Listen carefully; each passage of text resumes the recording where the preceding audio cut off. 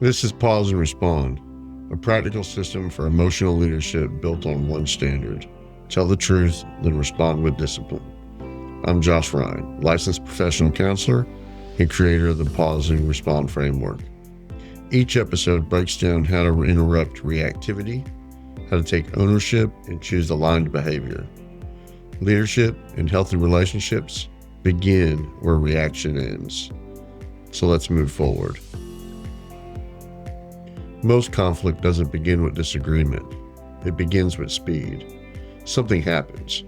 A command lands wrong, a tone shifts, a plan changes, someone challenges your perspective. You may even feel corrected or overlooked. The moment registers instantly. Before you concisely process it, your nervous system does. Your brain scans for threats. Not physical threats, but psychological threats. The brain's looking for if it's been dismissed. Is it losing control?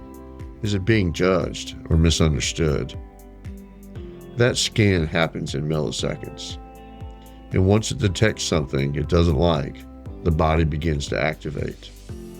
You begin to feel it in your chest, your jaws, your breathing, and your ability to focus on wider areas. The body preps for action. Here's where the pattern begins. The surge that people feel begins to create urgency. And they often feel that urgency leads to necessity. Your internal voice may say, I need to address this now, or I can't let that slide, or maybe I have to respond. That urgency feels rational, but it's physiological. It's activation demanding discharge. And most people have never been trained to tolerate activation without releasing it.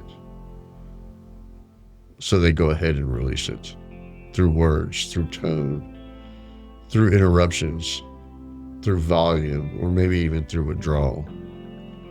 The speed they use feels decisive, but speed is often defensive because the reaction isn't about clarity. It's about restoring the idea of internal equilibrium. When you respond immediately, something happens inside you. The pressure drops, even slightly. You said something, you defended yourself, you corrected the narrative.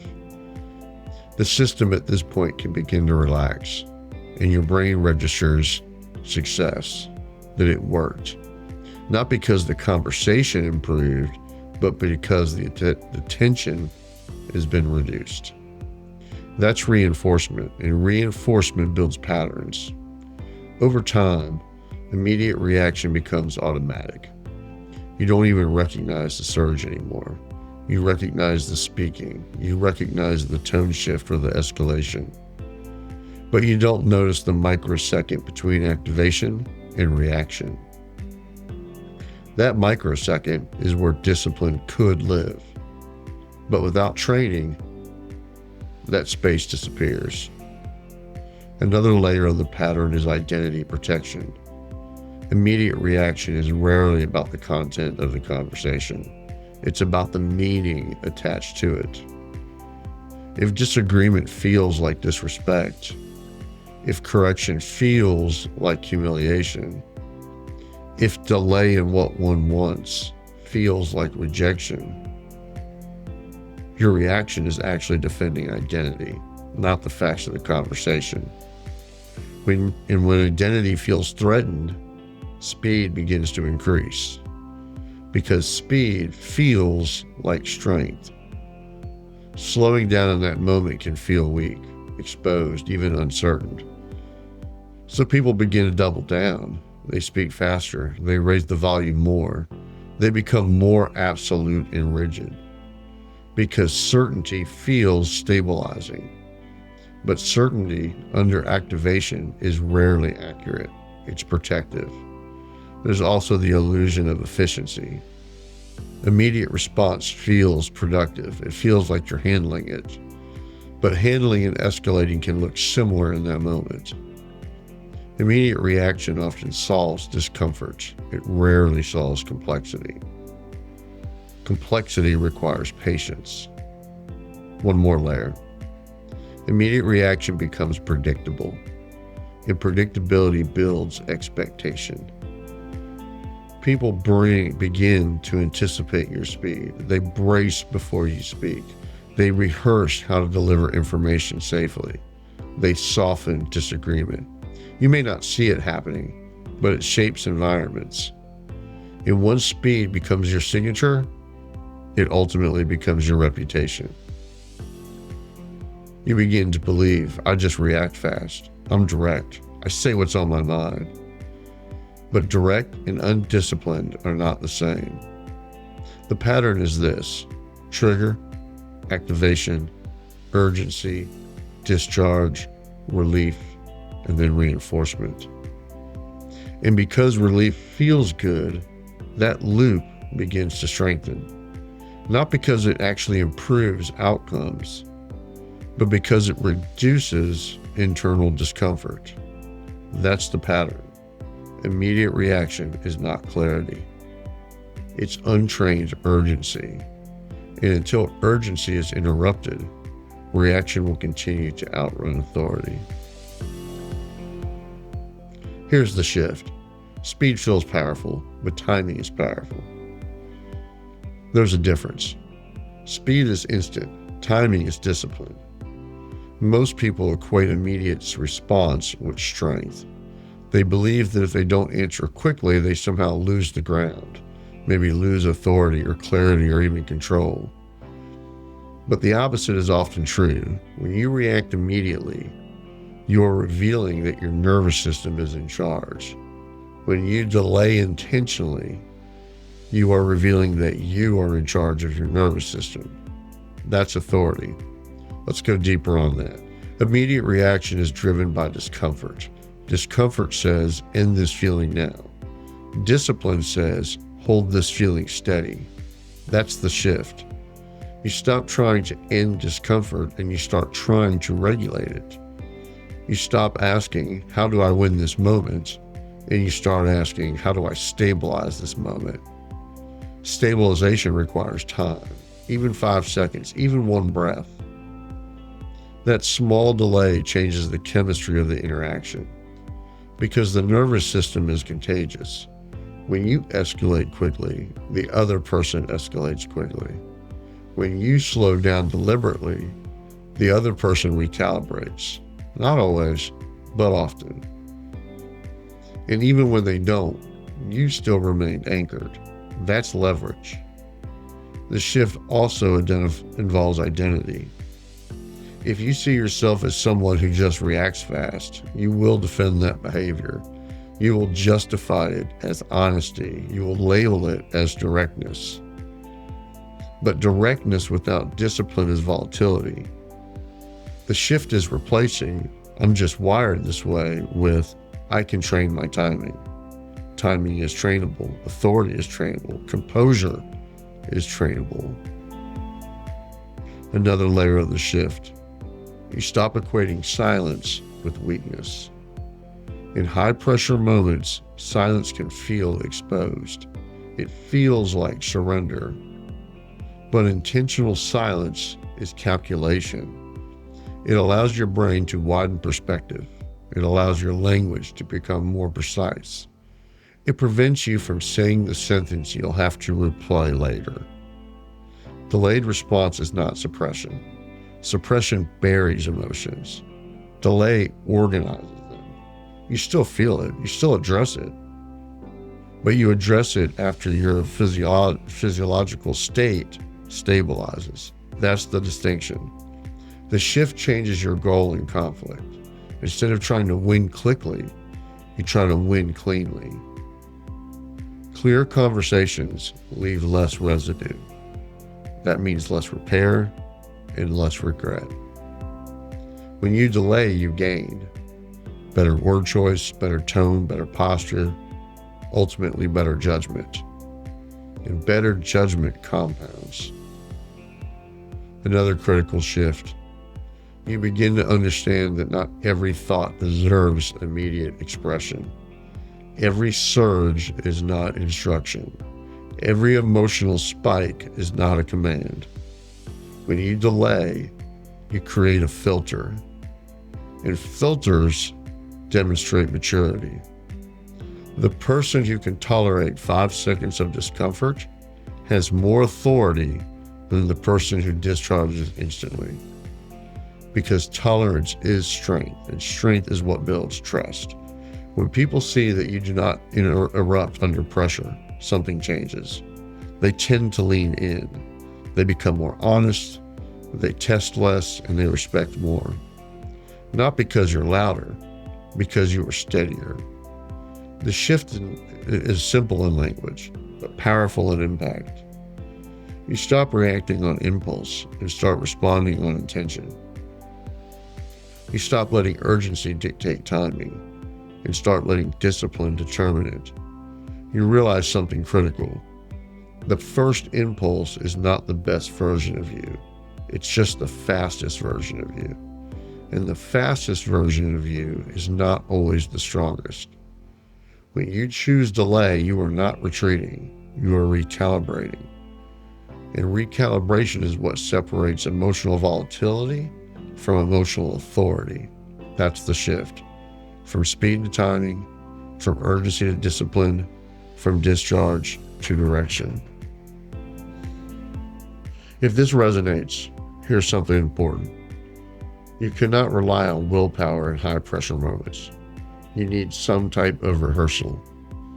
The Pause and Respond workbook is designed to help you identify your reaction patterns, plan delayed responses ahead of time, and practice structured pauses before escalation happens. Awareness is helpful, but training is transformative. If you want to build the discipline of delayed reaction, not just understand it, work the system.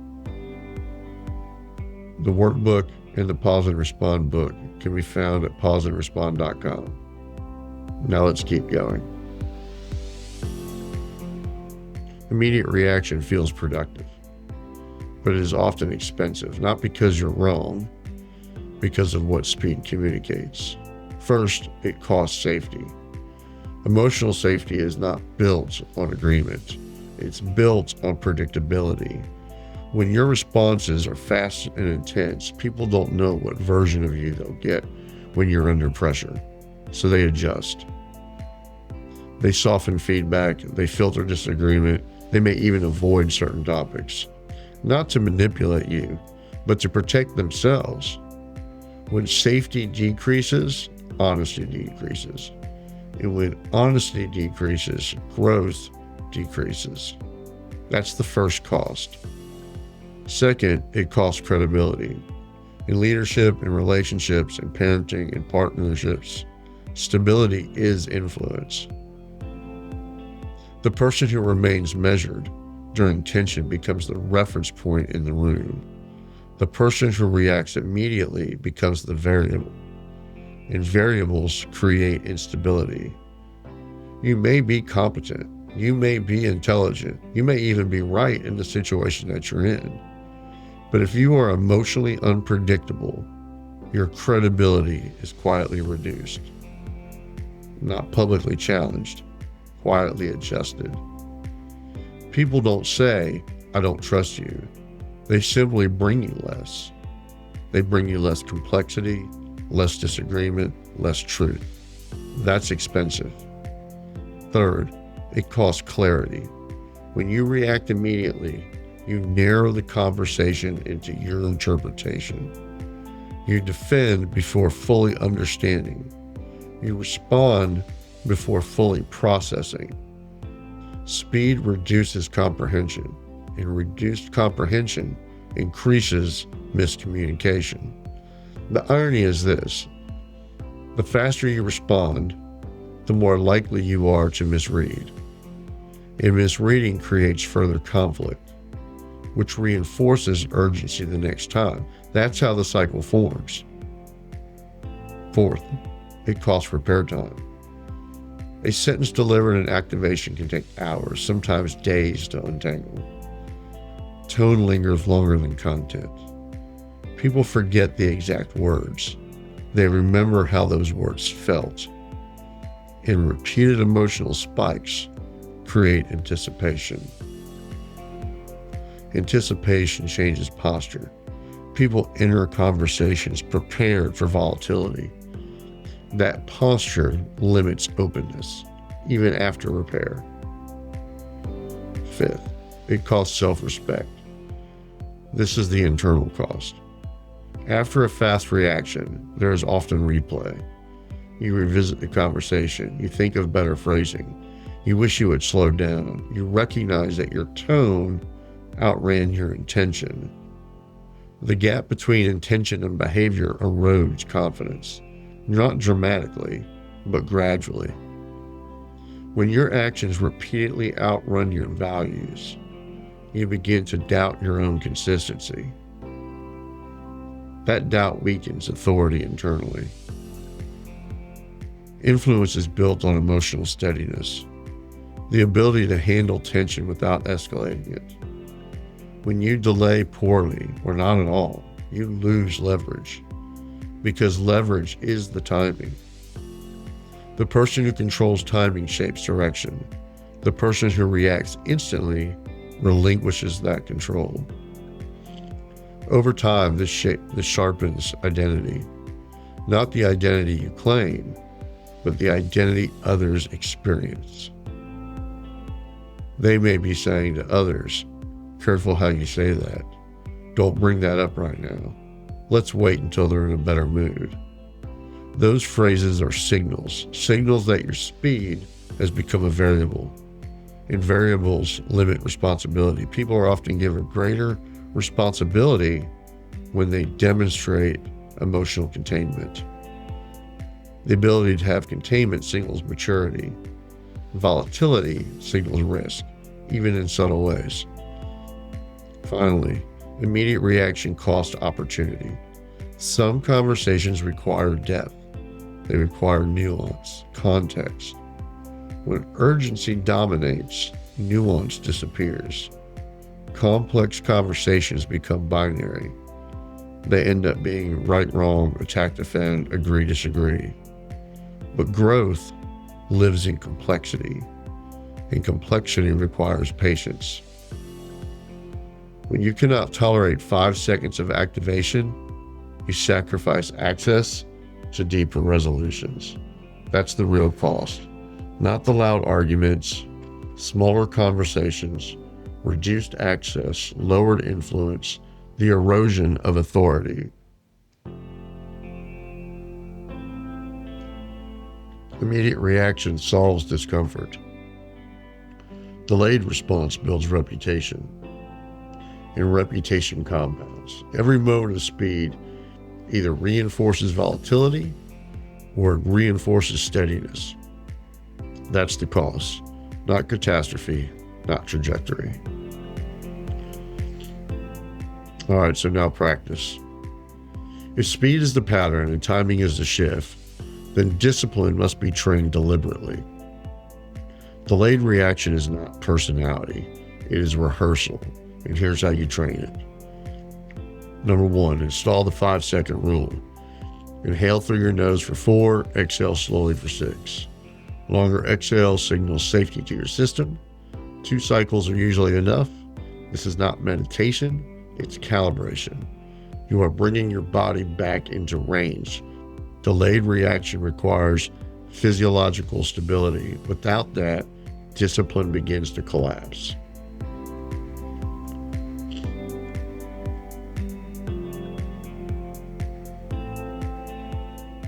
Breathe for regulation, not for relaxation. You're not trying to become calm instantly. You're trying to just reduce intensity from an 8 to a 5. At an 8, impulse drives you. At a 5, judgment returns. The first sentence in conflict determines direction. Most damage happens in the opening line. So you rehearse replacements. Instead of "that's not what happened," use "I see it differently." Instead of "that's unfair," use "let me clarify something" instead. Instead of "you're wrong," use "here's how I'm looking at it." You're not softening your position, you're strengthening your delivery.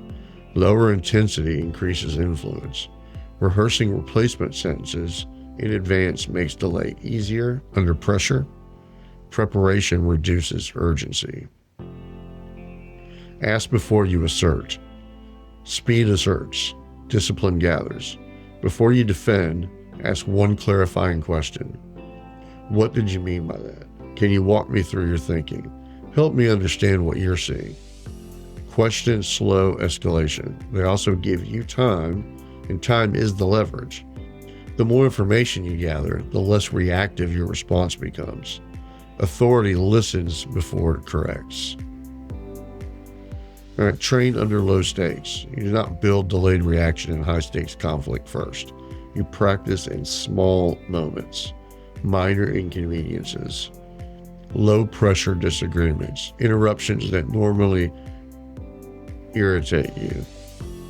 If someone cuts you off in a conversation, pause before jumping back in. If someone makes a small mistake, lower your first sentence intentionally. Repetition under low stakes builds familiarity, and familiarity makes discipline accessible under real pressure. You do not rise to your ideals, you rise to your rehearsals. This week, choose one scenario where you normally respond quickly. Not the most intense situation, a moderate one. When activation rises, count to 5, take 2 slow breaths, replace your first sentence, and ask one clarifying question. Just once, one clean rep. You're not trying to eliminate emotion. You are training containment. Containment builds trust. Trust builds influence. Influence builds authority. Delayed reaction is not silence, it's precision. And precision compounds. Over time, something shifts. You feel activation, but it no longer dictates timing. You notice the urgency, but you don't obey it. You choose when to speak. You choose how to speak. That's emotional strength, not suppression, not avoidance, but timing. And timing is power. If this episode was useful, share it with someone who's ready to lead instead of react. Tell the truth. Respond with discipline. This is pause and respond. Remember, less reaction, more choices.